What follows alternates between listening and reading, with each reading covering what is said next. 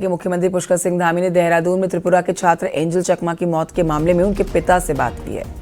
Phone पर हुई बातचीत के दौरान सीएम ने कहा कि ये काफी दुखद घटना है और मैं इस पर दुख व्यक्त करता हूं, साथ ही आश्वासन देता हूं कि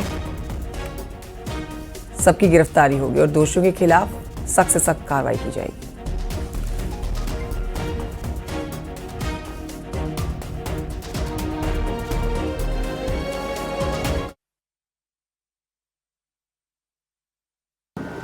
ये बहुत पीड़ादायी घटना है। मैं कहूँगा कि बहुत दुर्भाग्यपूर्ण है। घटना में शामिल 6 में से 5 अभियुक्तों को गिरफ्तार किया जा चुका है। 6वें अभियुक्त को भी गिरफ्तार करने के लिए संपूर्ण प्रयास जारी हैं और जल्दी ही सभी अभियुक्त सलाखों के पीछे होंगे। हम एंजल चकमा के पिताजी के भी संपर्क में हैं और साथ ही त्रिपुरा के मुख्यमंत्री आदरणीय डॉक्टर मानिक साहा जी के साथ भी मैं लगातार संपर्क में हूँ और हम लोगों की लगातार वार्ता भी हो रही है।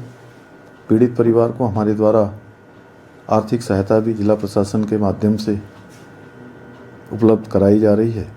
दोषियों की गिरफ्तारी के साथ ही प्रभावी पैरवी भी हम सुनिश्चित करेंगे ताकि दोषियों को कठोर से कठोर सजा दिलाई जा सके।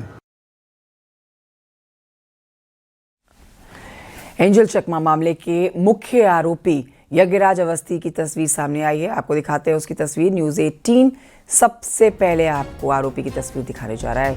ये है यज्ञराज जो इस समय नेपाल भागा हुआ है और इसको पकड़ने के लिए टीम भी वहां पहुंची हुई है। यज्ञराज मर्डर के बाद नेपाल भाग चुका है। ये पहली तस्वीर आप उसकी देख रहे हैं जो सिर्फ आप न्यूज़ 18 पर देख सकते हैं।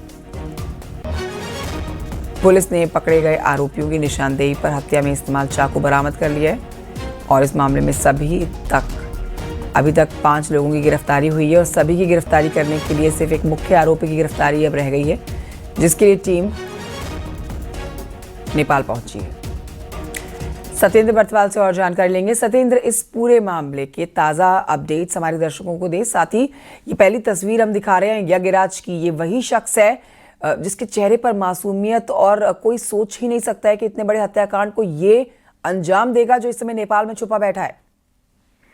बिल्कुल कंचन, जिस तरीके का ये पूरे घटनाक्रम हुआ उसमें लगातार पुलिस अब उस पर कार्रवाई कर रही है। पुलिस की अगर हम बात करें तो 2 बिंदुओं तक पुलिस की जांच अभी स्टार्ट हुई है। पहला है कि जो ये यज्ञराज अवस्थी है इसकी जल्द से जल्द अरेस्टिंग हो, क्योंकि जब ये पूरा मामला हुआ था 9 तारीख का ही इंसिडेंट, जब ये पूरी घटना घटी थी, जब मारपीट इस एंजल चकमा के साथ हुई थी, तो उसके बाद से ये लड़का फरार था। यह आरोपी लगातार फरार था। पुलिस ने पुलिस से जो जानकारी मिल पाई तो ये पता चला कि ये फिलहाल नेपाल भाग चुका है। पुलिस ने नेपाल पुलिस से भी संपर्क किया है और एक टीम देहरादून से नेपाल की तरफ निकल चुकी है इसे अरेस्टिंग के लिए। और दूसरा अगर हम बात करें तो पुलिस कल जब हम एसएसपी देहरादून जब अजय सिंह से बात की थी तो उनका ये साफ तौर पर कहना था कि कहीं ना कहीं ये मामला रेसिस्ट कमेंट से जोड़ा जा रहा है, जो कि है नहीं। जिसका बड़ा कारण ये है कि क्योंकि ये जो 5 आरोपी अभी तक पकड़े गए हैं उनमें एक आरोपी मणिपुर का रहने वाला, और इनके आपस में ही हॉट टॉक की बात चल रही थी। जो रेसिस्ट कमेंट चल रहे थे ये इनके आपस में ही चल रहे थे, क्योंकि इसमें 3 उत्तराखंड के हैं, एक नेपाल से था और एक मणिपुर से था, जिस कारण पुलिस इस एंगल को भी देख रही थी कि ये आपस में जो बातचीत कर रहे थे और कहीं ना कहीं उसी दौरान एंजल चकमा और उसका जो भाई माइकल है वो वहीं से गुजरते हुए दिखा। तो आपस में ये चीज पहले बहस हुई, बहस के बाद ये मुद्दा लड़ाई झगड़े में हुआ और लड़ाई झगड़े तक ये हत्या तक पहुंचा।